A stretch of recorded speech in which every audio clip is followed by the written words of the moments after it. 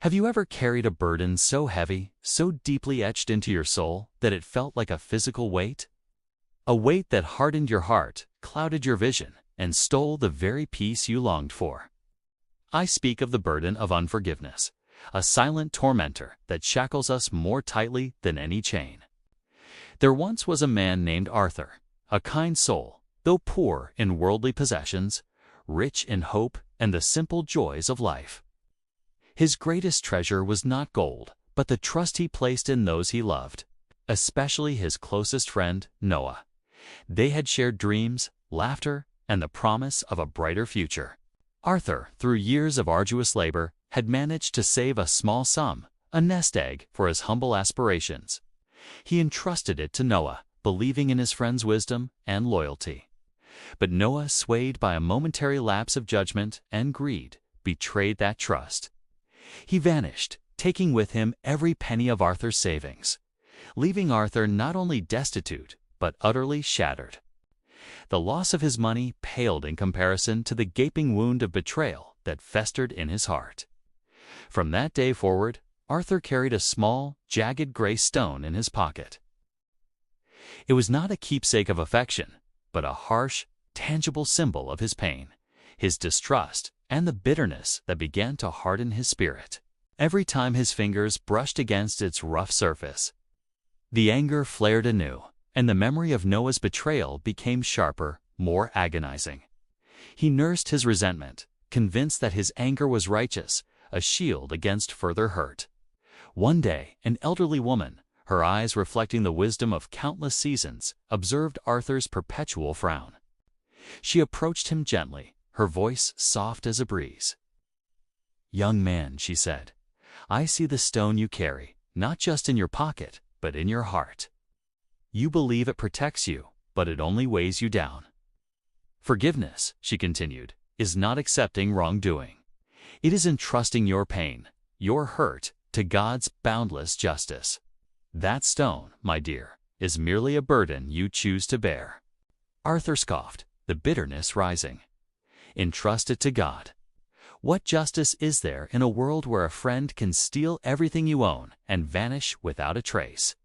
Where is God's justice in my poverty, in my broken trust? He struggled with the very idea of forgiveness. How could he possibly let go of the anger that fueled his days? The anger that felt like the only thing keeping him from crumbling completely. He doubted God's justice, seeing only the stark unfairness of his own suffering. That night, Arthur fell into a restless sleep, his mind still wrestling with the old woman's words. In his dream, he found himself walking a long, arduous path, carrying a heavy sack on his back.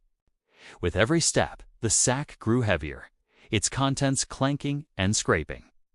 He peered inside and saw it was filled with countless gray stones, each one a memory of a hurt, a grievance, a disappointment. But the largest of all was the stone of Noah's betrayal. A voice, gentle yet firm, whispered, "These are your burdens, Arthur. You choose to carry them. You can choose to let them go." The weight became unbearable, threatening to crush him. He awoke with a gasp, the dream lingering with startling clarity. The dream was a revelation. He realized that holding on to his anger, clinging to the stone of betrayal, was only punishing himself. It was a self-imposed prison. Arthur stood by the river's edge, the gray stone clutched tightly in his hand, its familiar roughness now feeling less like a shield and more like a shackle. He thought of Noah, not with fondness, but with a new perspective. Forgiving Noah wasn't about excusing his friend's actions. It was about freeing himself. He decided to forgive, not because Noah deserved it, but because Arthur deserved peace. He trusted God's justice more than his own anger, more than his desire for retribution. With a deep breath, he hurled the gray stone into the rushing waters of the river. It sank without a trace, and with it, a lifetime of bitterness seemed to dissolve. An immediate, profound change washed over Arthur. A lightness he hadn't felt in years settled in his chest. It was as if a heavy cloak had been lifted, revealing a soul that was no longer bruised and hardened, but soft and open. He found peace, not in forgetting what had happened, but in letting go of the venomous grip it had on his spirit. Months later, a figure appeared on the dusty road leading into town. It was Noah, gaunt and weary, his eyes filled with a remorse that Arthur immediately recognized. Noah approached Arthur, his voice choked with regret.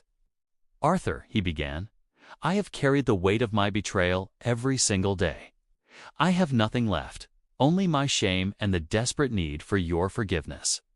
Arthur looked at his old friend, seeing not the betrayer, but a lost soul.